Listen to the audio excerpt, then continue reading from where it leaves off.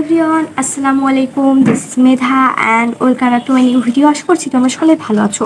আজ আমি সপ্তম শ্রেণীর অনুসন্ধানী পাঠ বইয়ের বিজ্ঞানের ৭৬ পৃষ্ঠা নিয়ে বিস্তারিত এই ভিডিওতে আলোচনা করব। তো চলো ভিডিওটি শুরু করি।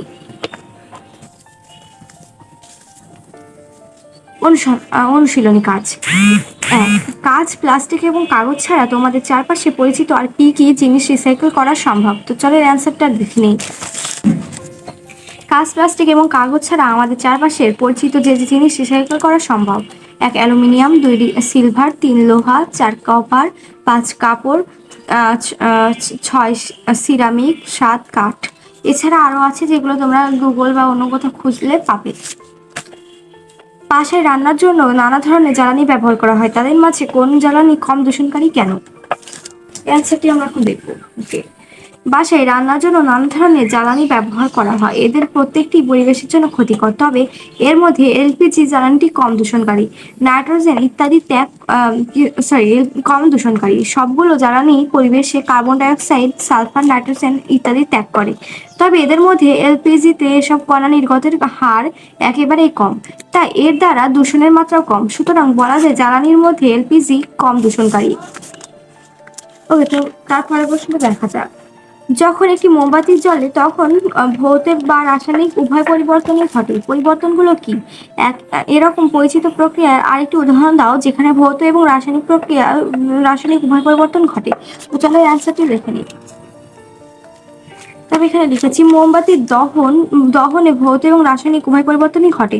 মোমবাতি যখন জ্বলে তখন তা অক্সিজেনের সাথে বিক্রিয়া করে কার্বন ডাইঅক্সাইড এবং পানিতে পরিণত হয়।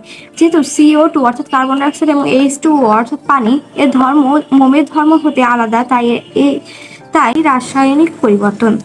আবার যে অংশ গলে নিচে পড়ে তা ঠান্ডা হয়ে আবার মোমে রূপান্তরিত হয়, যা একটি ভৌত পরিবর্তন। এরকম আরেকটি উদাহরণ বা ঘটন হচ্ছে এরকম আরো একটি রাসায়নিক পরিবর্তন বা যাই হোক, সেটা হচ্ছে এলপিজির জ্বলন। এই জ্বলনে ভৌত ও রাসায়নিক উভয় পরিবর্তনই ঘটে। তারপরে প্রশ্ন বলা হচ্ছে, যদি বাতাসে কার্বন ডাইঅক্সাইডের পরিমাণ বেড়ে যায় তাহলে কি ঘটতে পারে? তারপরে বলা হচ্ছে কি কি কারণে বাতাসে কার্বন ডাইঅক্সাইডের পরিমাণ বাড়তে পারে। তো এর আনসারটি দেখে নিই। তো আমি এখানে লিখেছি বাতাসে কার্বন ডাইঅক্সাইডের পরিমাণ বেড়ে গেলে যা যা ঘটতে পারে: ১. ওজোন স্তর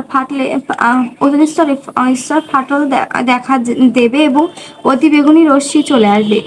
তারপর বলা হয়েছে পৃথিবীর উষ্ণতা বৃদ্ধি পাবে। ৩ নম্বর, অ্যাসিড বৃষ্টি হবে। ৪. মানুষের ফুসফুস ও রক্তনালীতে সমস্যা হবে। ৫. উদ্ভিদের খাদ্য চক্রে সমস্যা হবে ও উদ্ভিদ মারা যাবে। তারপরে বলা হচ্ছে যে কারণে বাতাসে কার্বন ডাইঅক্সাইডের পরিমাণ বাড়তে পারে: ১. বন জঙ্গল ধ্বংস। ২. অতিরিক্ত জনসংখ্যা। ৩. নদী নালা ভরাট করা। ৪. বৃক্ষ নিধন করা। ৫. যেখানে সেখানে শিল্প কারখানা নির্মাণ।